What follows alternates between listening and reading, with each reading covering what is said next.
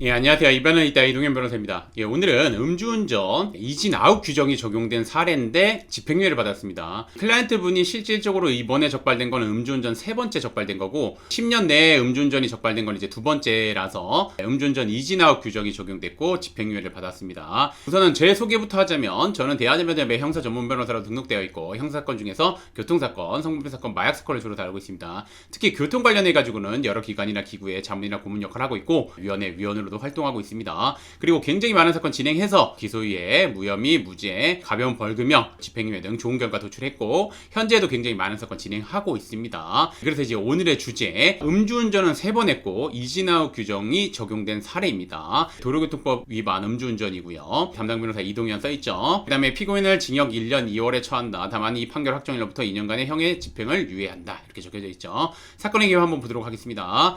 회사원 A씨는 이전에 음주운전으로 처벌받은 전력이 2번 있었습니다. 그러니까 세 번째 적발된 건데 이번에 적발된 거 10년 내에 한 번, 10년 전에 한 번 해가지고 총 지금 이제 3번째 적발된 사안이었습니다. A씨는 직장 동료들과 함께 술을 마신 뒤 집으로 가기 위해서 차량을 운전하게 되었습니다. 그러던 중 A씨는 앞에서 진행하던 B씨의 차량을 충돌하게 되었습니다.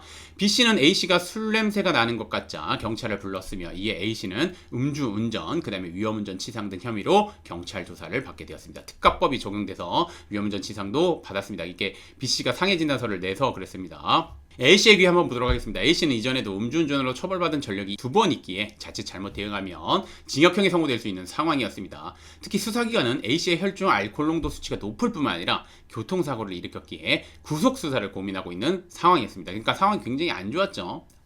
이 A씨는 어떻게 대응해야 될지 고민하다가 교통전문 변호사인 저를 찾아오셨습니다. 집행유예를 이끈 변호 전략 한번 보도록 하겠습니다. 저는 이 사건을 수임한 뒤 관련된 자료를 꼼꼼하게 검토했으며 A씨에게 어렵겠지만 최대한 집행유예를 판결을 받자고 제안하였습니다.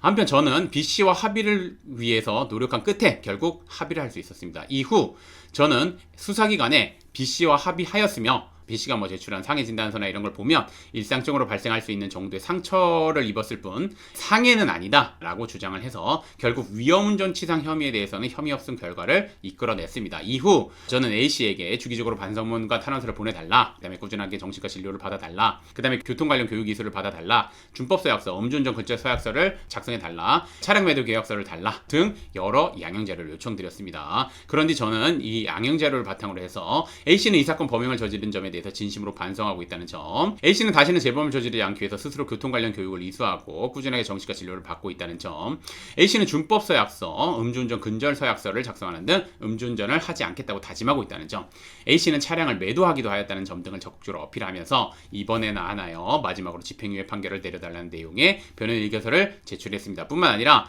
A씨에 대한 피고인 신문을 진행하여 재판부에 이 내용을 적극적으로 어필했습니다.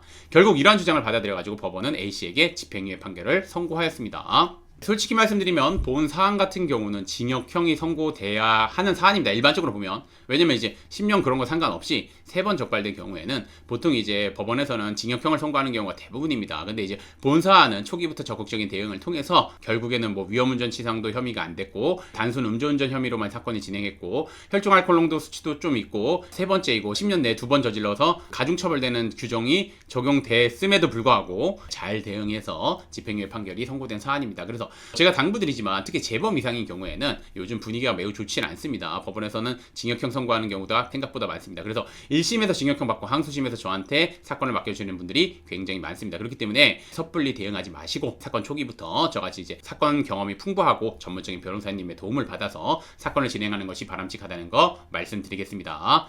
오늘의 주제는 여기까지 마치겠고 저는 이변은 이따의 이동현 변호사였습니다. 감사합니다. 당황해가지고 어떻게 대응해야 될지 고민하다가 인터넷 보통 이제 많이 검색하시죠. 인터넷 검색하시다가 이제 광고가 굉장히 많이 올라온 법무법인이나 아니면 법률사무소들이 있을 겁니다. 근데 그런 경우 이제 제가 보면은 클릭해서 정보를 확인하거나 변호사님 상담 받아도 상관없는데 그거는 꼭 확인하셔야 됩니다. 상담하시는 변호사님이랑 사건 진행하시는 변호사님이랑 동일한 변호사님이신지 꼭 확인하셔야 되고, 그 다음에 일부 로펌이나 법률사무소 같은 경우는 이제 정관이 있다, 무슨 이제 판사 출신이 있다, 검사 출신이 있다, 이렇게 얘기를 하면서 굉장히 비합리적인 선임료를 요구하며 이제 확답을 하는 경우가 있습니다. 이거 집행유예 받아들이겠습니다. 이거 기소유예 받아들이겠습니다. 무죄를 받아들이겠습니다. 네.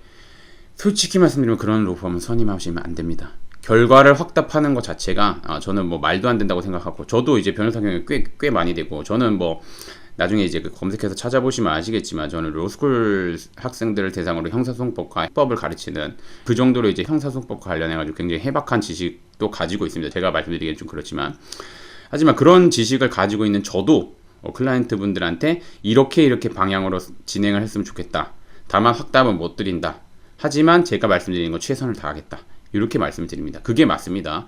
결과를 확답하는 거는, 왜냐면 판사님마다 이게 뭐 AI가 판단하는 게 아니고 뭐 컴퓨터가 판단하는 거가 아니기 때문에 판사님마다 관점에 따라서 결과가 다르게 나올 수 있습니다. 그렇기 때문에 그거 결과를 확답하면서 굉장히 비싼 수임료를 받는 거는 솔직히 말씀드리면 저는 뭐 사기꾼이라고 봅니다. 예. 그리고 정관이나 뭐 이런 거를 내세워 가지고 뭘 하는데, 뭐 여러분 요즘 세상 보시면 아시겠지만 굉장히 투명합니다. 뭐 정관을 내세워서 뭐 검사랑 미팅을 하면서 해서 뭐 기소유예를 해주겠다, 그런 일 없습니다. 그리고 판사가 뭐 동기다, 네, 그 판사님 잘립니다. 예, 그러니까 이제 그런 거 믿지 마시고, 여러분들 그냥 제일 중요한 거는 뭐냐면 여러분 사건을 최선을 다해서 해주실 변호사님 찾는 게 맞습니다. 그런 거에 현혹돼 가지고 돈은 돈대로 쓰고 사건은 사건대로 진행 안 되는 경우가 많습니다. 그런 사무실을 이제 수임을 하셨다가 사임을 하는 경우에도 뭐 수임료도 못 들어받고 저한테 오시는 경우 되게 많습니다. 사건을 진행한 게 아무것도 없고 사건을 한 의견서나 이런 걸 보면 솔직히 말씀드리면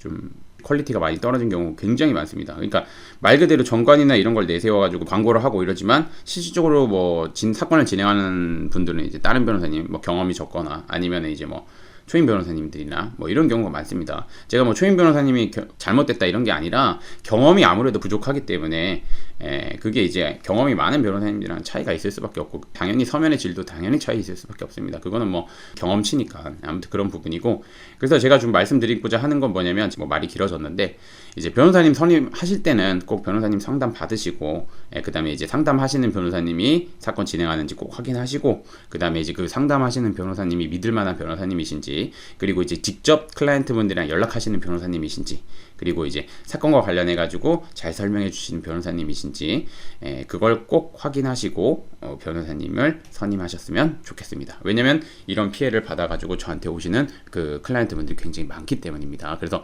정리를 하자면, 음주운전 이런 사건들, 그 다음에 이제 음주운전으로 재범 이상 문제가 된 경우에는 변호사 선임해서 대응하는 게 맞고, 변호사 선임하실 때는 저 아니어도 됩니다. 그러니까 이제 변호사님들이랑 상담 받으시고, 클라이언트 분들이 느꼈을 때 사건에 최선을 다하고, 그 다음에 사건을 정말 열심히 해줄 그럴 변호사님, 그리고 플러스 경험이 많고 이제 그거에 대해서 좋은 결과를 도출해낸 그런 변호사님을 찾으셔서 그런 변호사님과 사건을 진행하는 게 맞다고 생각합니다.